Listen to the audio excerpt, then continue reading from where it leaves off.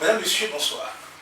L'intelligence commerciale, le marketing pour vendre davantage et accroître son chiffre d'affaires dans un environnement de concurrence est au cœur de cette émission, le samedi d'entreprendre. Cette émission est en réalité la suite de la précédente, d'où nous avons le même invité, Tatiano Soumlé. Il est coach en développement intégral et promoteur de la Maison de la Destinée, le TIS Market. Tatiano Soumlé, bonsoir. Bonsoir. Vous êtes encore là pour nous parler d'intelligence commerciale, pour nous donner les outils qu'il faut développer en matière de stratégie de vente pour accroître donc son chiffre d'affaires. Merci de vous rendre disponible pour cette émission. C'est moi, je vous remercie. Envie d'entreprendre et de réaliser tes rêves, envie de découvrir les succès de grands entrepreneurs, samedi d'entreprendre. C'est tous les deuxièmes et derniers samedis du mois sur la chaîne YouTube Public comme service. Samedi d'entreprendre, abonne-toi si ça te dit d'entreprendre. Tatiano Soumlé, dans l'introduction de cette émission, je disais que nous sommes en train de faire la suite de l'émission précédente. Il est bon, au talent terme de ce numéro, nous fassions un petit rappel de ce que nous avons dit la fois passée sur l'intelligence commerciale et les questions de marketing. Allez-y. Oui, merci pour la question. Et vous avez parlé tout à l'heure de faire un peu le point par rapport à ce qu'on a fait la dernière fois. Et nous sommes en train de donner quand même les clés par rapport à l'intelligence commerciale et marketing pour vendre plus afin d'accroître son chiffre d'affaires. Parce qu'aujourd'hui, les entreprises sont confrontées à un problème de vente aujourd'hui.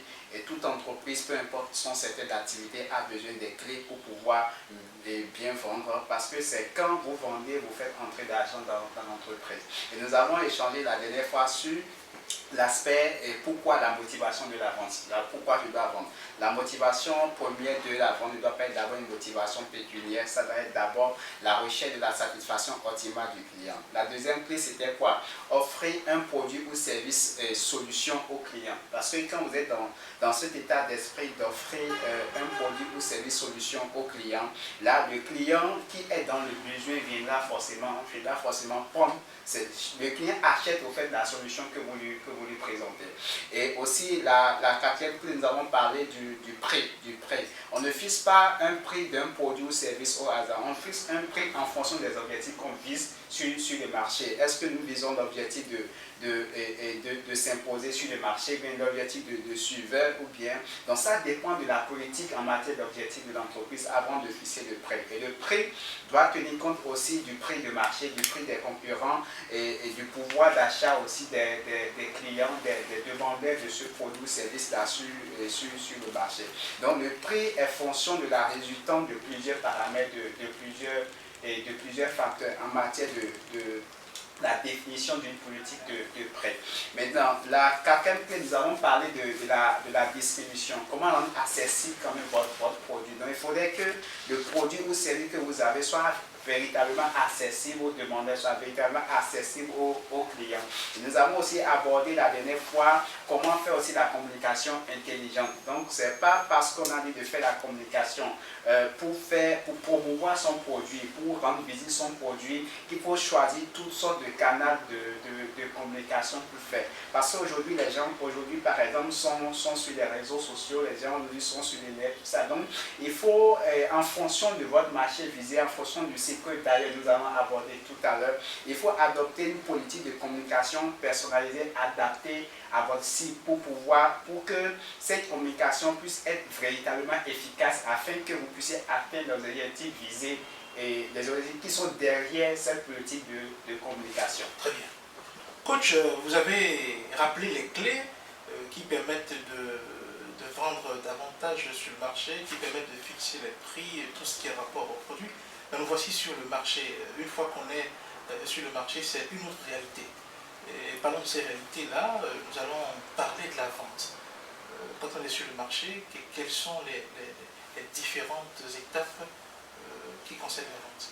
Aujourd'hui, quand vous voyez les entrepreneurs, les vendeurs, ceux qui sont sur le marché pour pouvoir vendre, il ne suffit pas d'avoir un produit ou service et voir un prospect, un client potentiel et commencer par présenter. La vente, c'est un art. La vente, c'est un art et qui respecte un certain nombre d'étapes d'étapes. Et en l'occurrence, quand vous avez un produit ou service à vendre à un client, la première étape, d'abord, il faut la prospection. La prospection consiste à aller, on appelle ça aller en clientèle. Donc, aller sur le terrain, voir un peu les personnes qui ont besoin de votre produit, aller présenter votre produit aux gens. Donc, quand vous faites la prospection, la première étape, la prospection commerciale, la deuxième étape, c'est quoi? Et après la prospection commerciale, quand vous arrivez maintenant à identifier la personne, donc la salutation, la prise de contact avec la personne, saluer la personne, vous intéresser véritablement à la personne. Donc, il ne faudrait pas que la personne voit que c'est ce que vous avez amené là, c'est ça d'abord votre objectif premier. Donc, il ne faudrait pas que la personne lise cela en vous. Il faut essayer de le mettre à voilà, donc la prise de contact avec la personne. Et quand vous prenez contact avec la personne maintenant, vous essayez d'observer un peu son environnement, sa personne, qu'est-ce qu'il y a autour de lui, qu'est-ce qu'il y a dans son environnement, pour détecter comment aborder l'aspect, la présentation de votre produit. Donc, une fois la mise en contact effectuée, donc la présentation maintenant de votre produit, bien de votre service solution que vous avez amené à cette dernière ou à ce dernier. Maintenant, lors de la présentation de votre produit, donc vous donnez maintenant les informations clés. C'est pas un discours au fait qu'il faut faire. Non, vous donnez c'est pour ça que j'ai parlé tout à l'heure d'abord de l'observer. Donc, voir l'aspect du produit solution ou du service solution qui l'intéresserait. Donc, c'est sur ces aspects-là qu'il faut mettre l'accent en lui expliquant maintenant ses avantages en termes de caractéristiques du produit ou bien les caractéristiques de votre service. Donc, et bien argumenté. Quand vous finissez maintenant de faire, il faut vous attendre maintenant à lever maintenant les objections. Les objections, c'est quoi? L'objection commerciale, c'est quoi? C'est que c'est les questions probables que le client pourrait poser, les questions peut-être de refus, liées à un aspect du produit, tout ça. Donc, il faut vous préparer psychologiquement à répondre aussi à ces questions-là. C'est quand vous levez ces doutes dans le cœur du client, que vous allez passer maintenant à la dernière étape qui est la conclusion. Et en matière de conclusion, il y a plusieurs personnes sur le terrain, bien en matière de vente, qui pêchent là encore. Vous avez respecté tout le protocole lié à la vente. C'est la dernière étape. C'est la dernière étape. Ils pêchent encore au niveau de la dernière étape. Comment ils pêchent?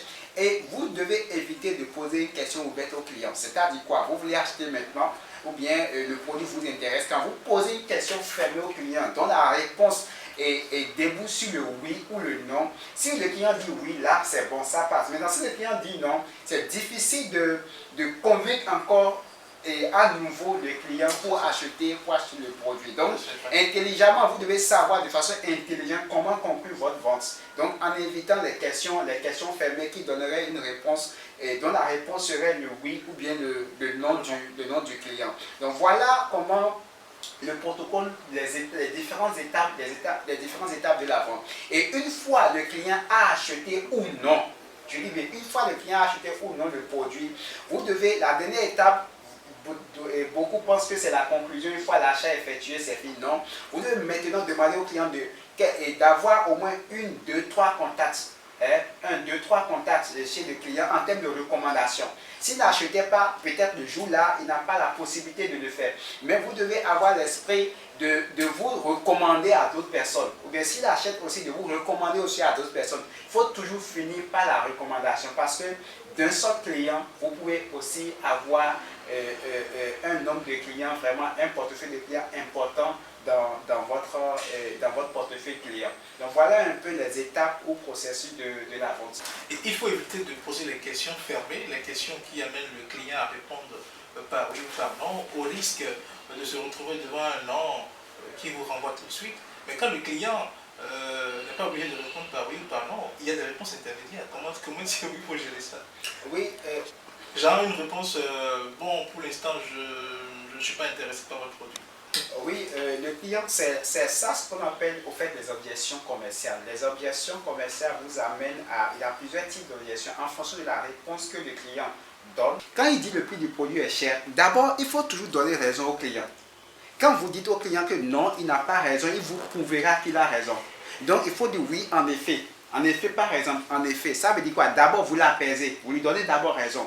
Maintenant, ensuite, vous mettez en exergue, vous mettez en lumière maintenant un aspect en termes d'avantage du produit, bien de votre service. Donc, quand vous mettez maintenant en amont cet aspect-là, là, vous allez justifier le fait que votre prix et vous avez fixé le produit de votre produit, bien de votre service à ce montant-là. Donc, il va voir que là, il a une justification par rapport à ça. Maintenant, il peut dire par exemple, oh non, je doute de la qualité du produit. Vous avez toujours encore une certes. Maintenant, peut-être vous avez utilisé des produits similaires, vous avez acheté peut-être un produit similaire, mais pas ce produit ou bien ce service-là, exactement comme tel.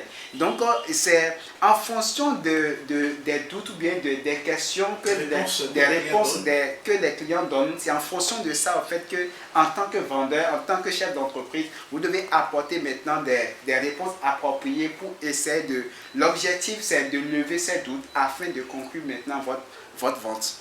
Coach, vous savez, j'ai tenu à poser cette question parce que sur le marché, il y a des clients qui sont compliqués, des clients qui sont difficiles à convaincre. Donc, j'ai voulu quand même qu'on aille au-delà des deux questions, oui ou non.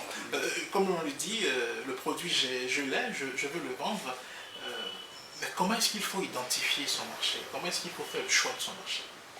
Donc aujourd'hui, le défi réel aujourd'hui des gens, c'est comment identifier celui qui est approprié à votre produit ou bien à votre service. Vous savez, sur un marché, quand vous prenez un marché c'est un mélange hétérogène. C'est un mélange hétérogène, c'est-à-dire quoi? Vous avez il y a un peu de tout et il y a des clients selon le sexe, selon l'ethnie, selon la profession, selon l'âge. Donc il y a plusieurs critères sur un marché. Un marché est d'abord un marché composé de clients hétérogènes. L'objectif alors, votre objectif c'est quoi? C'est comment rendre homogène ce marché.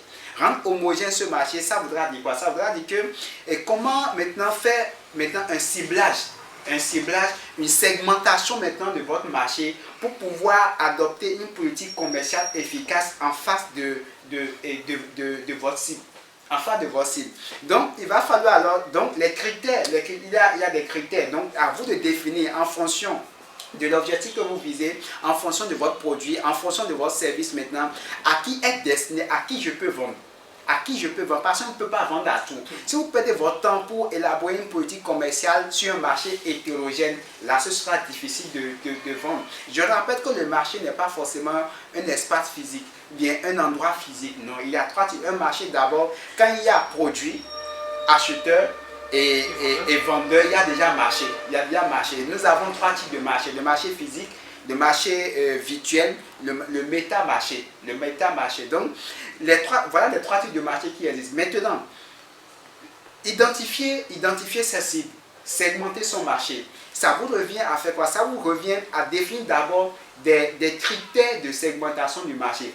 Une entreprise peut dire que moi je veux vendre rien qu'aux femmes, aux jeunes filles par exemple. Une autre entreprise peut dire que mon produit c'est destiné aux enfants. Donc quand on parle aussi des enfants aussi, est-ce destiné pour les enfants de sexe masculin, ou bien les enfants de sexe féminin, ou bien les enfants de 0 à 10 ans, ou bien de 0 à 5 ans. Donc, bref, il faut d'abord préalablement définir votre critère de segmentation du marché. L'objectif, c'est de rendre homogène maintenant ce marché hétérogène afin d'être efficace sur le plan commercial sur ce marché-là. Donc, c'est très important d'identifier son marché et d'adopter une politique et un critère pour segmenter le marché afin de rendre votre marché homogène pour l'accessibilité de votre produit ou service. Le marché est hétérogène, il faut le rendre homogène et l'adapter à ses besoins, mais quand on a fini de passer cette étape-là, il semble qu'il y a une autre hétérogénéité dans le marché, c'est celui du type de client, puisque chaque individu étant identique à lui-même, il y en a de plusieurs sortes. Une fois qu'on l'a fait, on a réussi à définir son marché. Comment est-ce qu'il faut gérer la différence entre les clients? Merci. Et par rapport à cette question, comment gérer les différents types de clients que vous avez sur un marché? La connaissance du client qui est en face, de la personne qui est en face de vous permet de réussir votre vente. Et en l'occurrence, par rapport aux différents types de clients, vous avez les clients selon leur comportement. Il y a des clients qui disent toujours oui. C'est-à-dire quand vous présentez votre produit, il dit toujours oui. Donc, ils sont toujours dans l'aspect positif, ils disent toujours oui. À ces clients, il y a une politique de vente donnée appropriée à cela qu'on va voir tout à l'heure. Il y a des clients, par exemple, des clients, je sais tout. Ils croient tout savoir, ils connaissent même peut-être, ils se disent ils connaissent même peut-être, ils connaissent mieux votre produit plus que vous, bien votre service plus que vous, ils connaissent même le promoteur même de l'entreprise peut-être. Donc, si vous êtes en face de ces clients-là, il y a aussi une manière aussi de vendre. Il y a aussi des clients, à part les clients, je sais qu'il y a des clients aussi qui méditent. Quand vous êtes en train de parler devant, ils sont là, ils se réfléchissent et ils réfléchissent à ce que vous êtes en train de dire.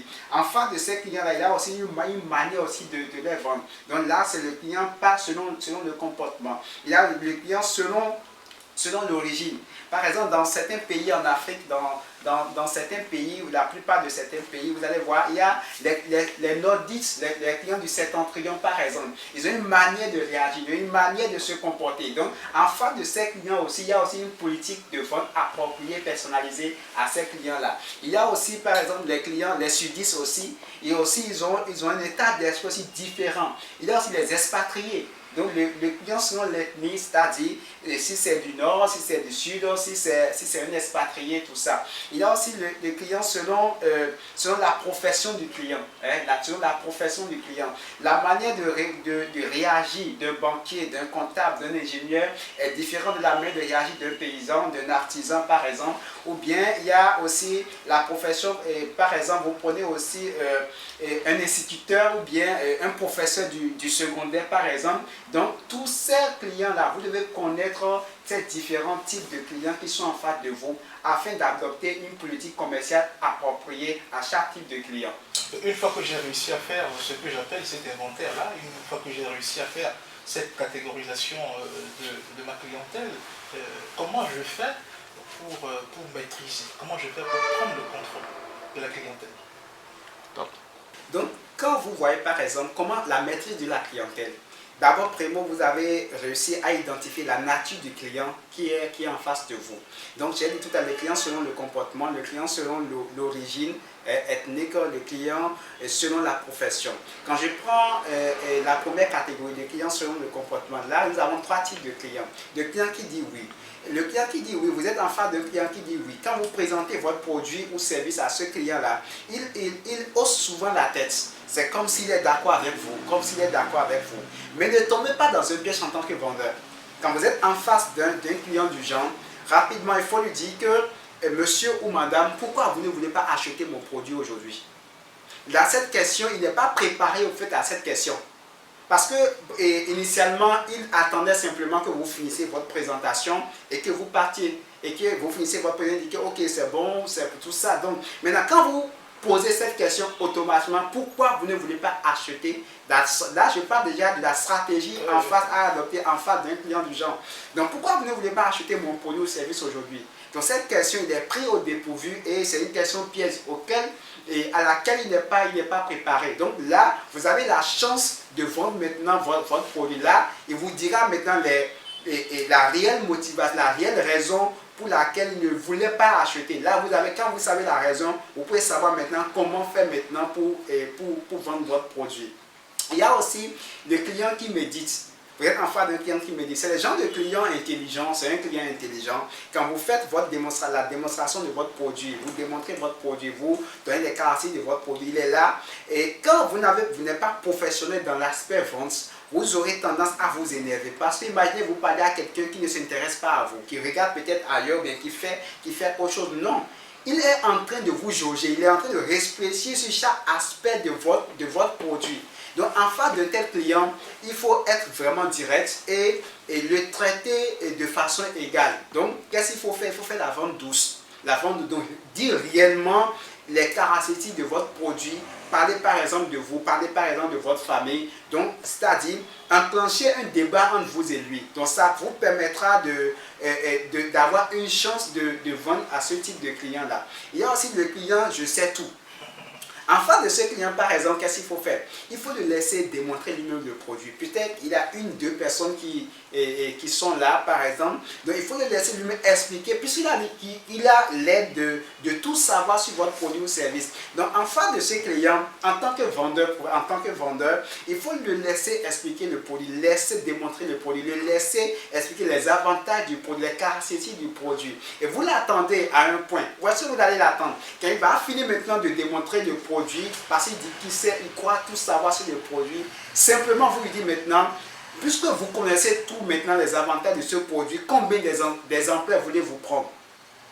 Vous voyez combien des emplois voulez-vous prendre? Donc l'ego humain fera qu'en face des gens dont lui-même vient de démontrer l'efficacité du produit, donc il n'est pas aussi préparé à cette question-là. Donc ce sera difficile pour lui maintenant de dire non, qu'il ne veut pas acheter. Là, vous avez une chance de vendre. Il y a aussi des clients, tout à l'heure, j'ai abordé la deuxième catégorie de clients, qui est en l'occurrence le client qui médite. Non, le client selon l'origine ethnique. Oui. Là, je vais d'aborder les trois types de clients selon le comportement. Oui. Donc, les clients selon l'origine ethnique. Le client du septentrion, par exemple, les nordiques, quand on parle des nordiques, par exemple, c'est les gens qui ont un sens très développé de la famille. C'est les gens souvent qui sont c'est des très bons clients. Ils sont très fidèles, d'accord, en termes de valeur, en termes de parole. Vous voyez. Donc, en face de ces clients, il faut vous concentrer sur l'aspect famille. Il faut vous intéresser à l'environnement de ce dernier. Et en face de tel client, il faut toujours dire ce que votre produit ou service là peut lui apporter de façon véridique. Donc, quand vous cherchez à vous intéresser à sa personne, à sa famille, c'est le type de client, par exemple, dont il pourra aussi vous amener, par exemple, en face de sa famille pour démontrer votre produit, pour expliquer votre produit. Donc, quand vous arrivez à vendre, à dire véritablement ce que votre produit ou service fait, et il consomme, il utilise ce produit, il voit maintenant les résultats, il sera capable maintenant de recommander votre produit ou service à toute sa famille. Donc, il y a aussi les clients du Sud, les sudistes par exemple. Eux, c'est les gens intelligents, c'est les gens qui savent un peu, qui maîtrisent un peu votre produit. C'est les gens qui ont déjà un background en matière d'information sur votre produit ou service. Donc, en face de ces clients, qu'est-ce qu'il veut? Il veut des réponses pertinentes, ce qui les arrange. Donc, il faut mettre en amont l'aspect prix. De votre produit. C'est les clients en face de qui il ne faut pas trop parler. Il faut juste dire l'aspect de votre produit ou service qui pourra les intéresser.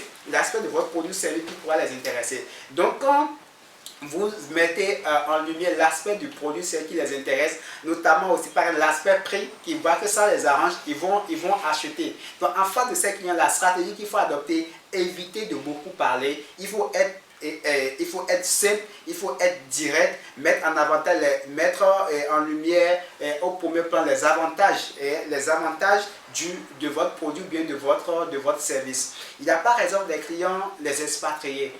En face d'eux, il faut être lent, d'accord, pour expliquer le bien fondé de votre produit ou bien de votre service. Parce que c'est des gens qui ont un niveau d'information aussi élevé, puisqu'ils ont fait beaucoup d'expérience aussi. Donc, c'est en face de ces gens de clients, par exemple, la stratégie à adopter, c'est la vente douce. La vente douce, donc vous prenez du temps pour expliquer le produit, les avantages du produit, les pourquoi, et quand il renoncerait à acheter à ce produit, qu'est-ce qu'il va perdre. Vous voyez, donc il faut prendre du temps pour expliquer les avantages du produit, le produit solution, ce que le produit pourrait lui apporter, tout ça. Donc là, il va analyser maintenant ce qu'il gagnerait en achetant votre produit. Donc, en face de ce type de client, il faut développer la patience, s'intéresser à sa personne et développer la vente douce et non une vente agressive. Il y a aussi les clients selon la profession. Les clients selon la profession, notamment, vous avez par exemple les artisans. Les artisans, ce sont des gens qui travaillent beaucoup, ils ont de l'argent et ils veulent dépenser de l'argent. Donc, en face de tel client, par exemple, quelle est la stratégie pour vendre? La stratégie pour vendre, simplement, c'est quoi? C'est de dire l'aspect du produit qui les intéresse. Donc, ils ne sont pas dans la démonstration de produit, la démonstration, non. Il faut dire l'aspect du produit qui les intéresse vraiment. Et quand vous dites l'aspect du produit qui les intéresse, ils ont de l'argent, ils vont acheter. Ils vont acheter. Il y a les clients, par exemple, les banquiers, les comptables, les ingénieurs. Ce sont des gens réfléchis, intelligents. En face de ces clients-là, ils ont l'air de supériorité. Ils ont un ego un peu poussé, un ego un peu développé. Donc, quand vous êtes en face de ces clients, il faut faire preuve de professionnalisme. Donc, il faut développer, il faut parler maintenant du produit. Mais parler du produit, ne mettez pas...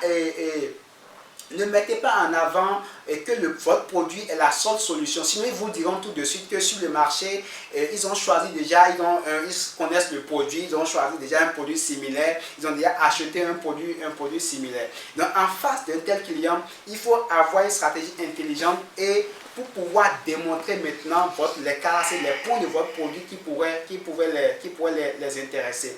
Donc, quand vous êtes en face de ce type de client, il faut développer la patience et développer, avoir le contrôle, la maîtrise de soi, la maîtrise de ses émotions, parce que c'est les clients avec qui vous discutez beaucoup. Vous discutez avec vous sur l'aspect de tel aspect de produit. Il y a aussi les clients, les chefs d'entreprise, les commerçants par exemple. Eux, c'est les gens qui réfléchissent très vite. Quand vous êtes en face d'un tel client, vous devez aussi augmenter votre capacité d'argumenter, votre capacité de réflexion, puisque c'est des gens qui ont fait plusieurs expériences, c'est des gens qui réfléchissent beaucoup, énormément. Donc, en face d'eux, il faut faire une vente courte, pas un grand discours, parce qu'ils n'ont pas de temps pour vous écouter.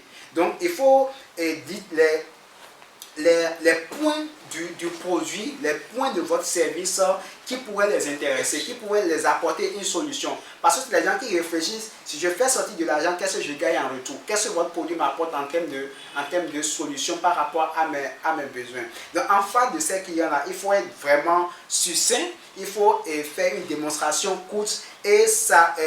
et beaucoup plus parler de l'avantage, des avantages clés de votre produit, bien de votre service. C'est important. Vous avez encore par exemple les instituteurs ou bien les professeurs du secondaire. C'est une catégorie de clients et eux, ils sont déjà habitués à beaucoup parler. Ils sont déjà habitués à la communication, ils sont déjà habitués à parler. Donc en face de ces clients-là, inutile de démontrer comment vous savez bien parler. Non.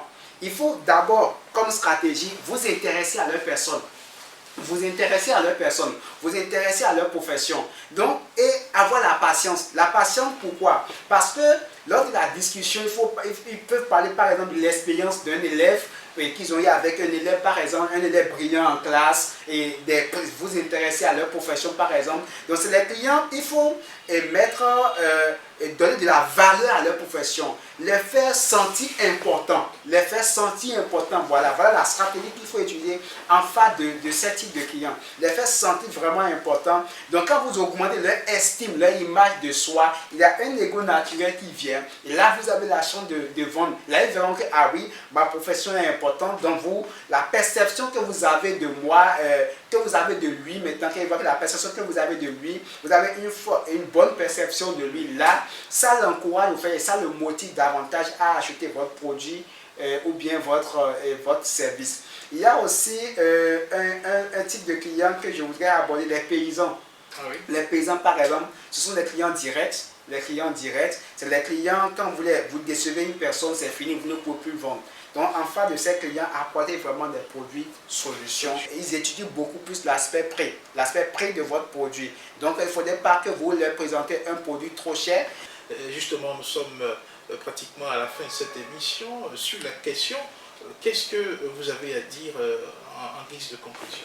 En tant qu'entrepreneur, il faut s'approprier ces clés-là. Nous avons vu tout au long de cette émission l'intelligence commerciale et marketing pour vendre plus et accroître son chiffre d'affaires. Et il faut d'abord offrir un produit ou service solution au client et maîtriser la clientèle et avoir défini une politique de prix qui est adaptée au client en fonction de votre objectif. Maîtriser la communication que vous aurez en face pour promouvoir votre produit. Maintenant, une fois sur le marché aussi, il faudrait que vous puissiez savoir les étapes de la vente. La vente, c'est un art. Donc, ça respecte un protocole. Respecter le protocole de la vente, la prospection, la prise de contact avec le client, la démonstration de votre produit, lever les objections commerciales, conclure la vente intelligemment et aussi demander aux clients de vous recommander toujours à d'autres personnes. Et sur le marché, il faut toujours cibler un marché, une partie du marché.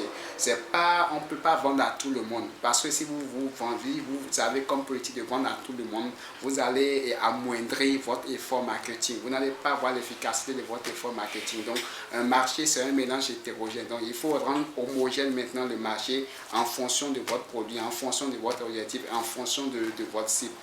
Il faut aussi avoir la maîtrise de la clientèle. La maîtrise de la clientèle, c'est quelque chose, c'est une étape de l'expertise commerciale qu'on développe. Donc, la maîtrise de la clientèle en fonction de son comportement, en fonction de son origine, en fonction aussi de sa profession aussi. Donc, en face de chaque type de client, vous avez une stratégie de vente appropriée. Donc, on ne vend pas, c'est pas parce que vous avez vendu à une personne A qui a acheté que vous avez utilisé la même approche pour vendre aussi à une personne B. Non, il faut maîtriser la clientèle et savoir véritablement qui est en face de vous pour pouvoir vendre. Donc, voilà un peu les clés pour pouvoir, les clés d'une intelligence commerciale et marketing pour vendre dans un environnement aujourd'hui difficile, dans un environnement concurrentiel afin de vous en sortir. L'intelligence commerciale, le marketing pour vendre plus et accroître son chiffre d'affaires dans un environnement de concurrence. Vous en savez désormais un peu plus sur ce sujet. Si tout n'a pas été dit, l'essentiel a été quand même dit sur la question. Notre invité, c'était Tatiano Soumbe. Il est coach en développement intégral et promoteur de la maison de la destinée TIS Maquette. Cette émission a été tournée dans ce décor offert par Hôtel des Princes de Boïcon. Nous avons également un clin d'œil, nous faisons également un clin d'œil aux autres partenaires de cette émission qui nous accompagnent. Il s'agit bel et bien de Fête Business Consulting et de Saveur Royal, du centre de formation Les Secrets, Accor Service, Afrique Numérique Communication. Le samedi d'entreprendre, ce numéro, vous pouvez le suivre sur la chaîne YouTube de Publicom Service, mais également sur Facebook et les autres canaux digitaux sur lesquels cette émission est diffusée. Nous voici à la fin. Bonsoir chez vous. Envie d'entreprendre et de réaliser tes rêves, envie de découvrir les succès de grands entrepreneurs, samedi d'entreprendre. C'est tous les deuxièmes et derniers samedis du mois sur la chaîne YouTube Publicom Service. Samedi d'entreprendre, abonne-toi si ça te dit d'entreprendre.